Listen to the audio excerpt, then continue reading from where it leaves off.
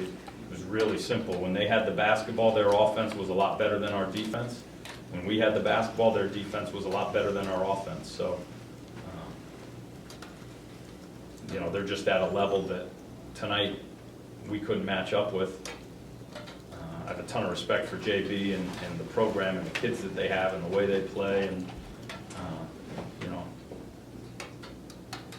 it's just really disappointing for us because we felt really good coming into this game and we weren't able to perform the way we wanted to, the way we expected to. In the first half, I mean, you were very successful in speeding them up and taking them out of what they do. In the second half, obviously, they made some adjustments at halftime, but you have to be pleased with what happened in the first half defensively, don't you? At times we were, but I still felt like when they got shots, they were getting the shots they wanted. And the mentality of our team defensively is just not there. And that's a step that we've got to take. It's a major step, and I think it's the next one for this team and this program. But we were able to get them uncomfortable at times and turn them over a little bit and play with a little energy. I was proud of the way we fought after, you know, starting out poorly and being down 9 or 10 or whatever it was. But I don't think defensively we were really as good as maybe it looked during that stretch where we turned them over and we were able to get some turnovers and some easy baskets. We've got to change the defensive mentality of our team. We're not close to where we need to be. For the players, I mean, the second half, you weren't able to replicate that effort you had in the first half. Was it mainly just energy, you think, or what was it in the second half that you weren't doing as well? Well, we didn't, in the first half, as you said, we sped them up.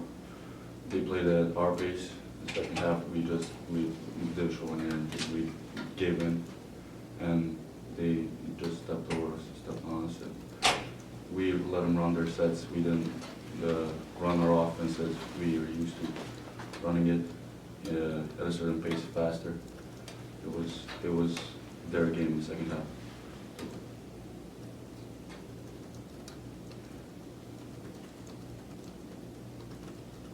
So talk about the balance side. Early on, you had some success in there, and then they put O'Day on you. Was that a factor in the second half?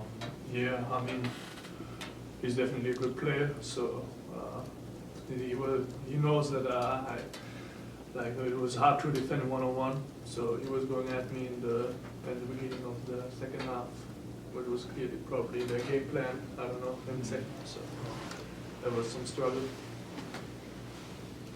How are you health-wise? What was that? Health-wise? Health-wise? Yeah. Yeah, I got some back problems. You know, my lower back hurts for a week. I got some treatment. I couldn't go full in practice, so I was sitting out the last 2 days. Did that hinder you tonight? Yeah, I mean, I definitely can't go 100% running, you know. So it bothers me when I run, or especially when I go to side steps. It's hard to have him out there when we're trying to speed the game up, and he's having trouble getting up and down the floor.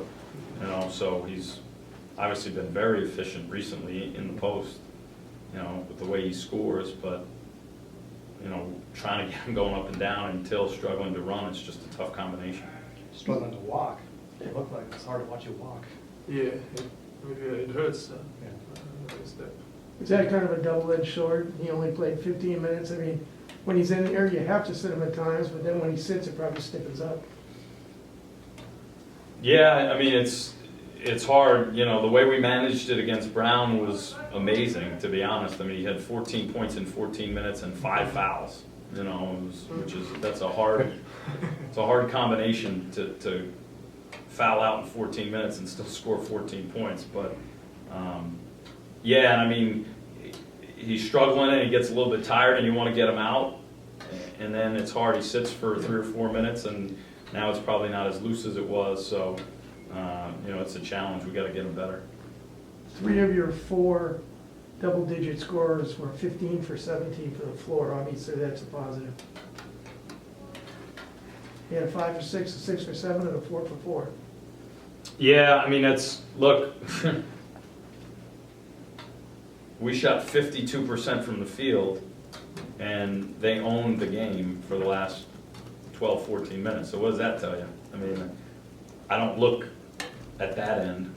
You know, you're right, sure, so guys are, you know, Ilija specifically getting a little bit more comfortable on offense, certainly a good sign, but man, I mean, you shoot 52%, you know, and you're down by 20 in the second half, we got problems on the other side of the ball that we've got to address immediately.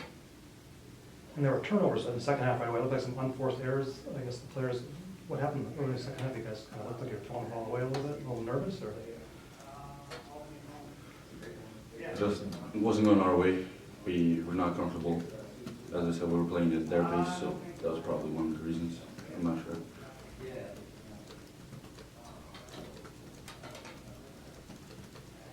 And they heard you at the free throw line too. They were able to get to the line. Was that just being successful on defense? I mean, I think they called it tighter in the second half too. But. Yeah, we fouled way too much.